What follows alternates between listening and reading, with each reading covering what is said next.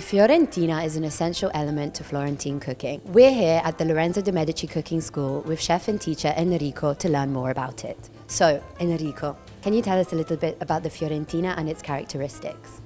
The characteristics of Fiorentina, or the bistecca alla Fiorentina, is from the cut of the meat, because we are going to use the T-bone steak, and you have to have on the steak the filetto or the fillet. This type of meat is a cow meat and especially a chianina meat.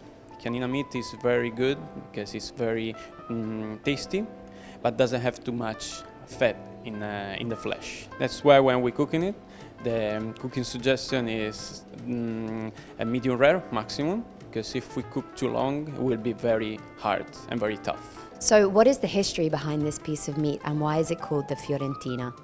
The history of the bistecca alla Fiorentina we come from the UK, because some people they arrive in Florence during the San Lorenzo period. In that period, the Medici family they usually organize a very big festival where they serve a lot of meat. Those people coming from England, they start to say, this is a beef steak in the Fiorentina style. That's why the Florentine people they start to call it bistecca, because it's very close to the sound of beef steak, and alla Fiorentina because it's in Florence. And most importantly, how do you prepare it and how do you eat it?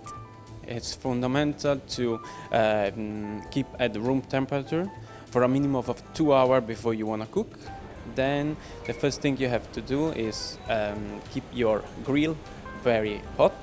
When you buy your Fiorentina steak, it's fundamental, has to be no less than 4 fingers.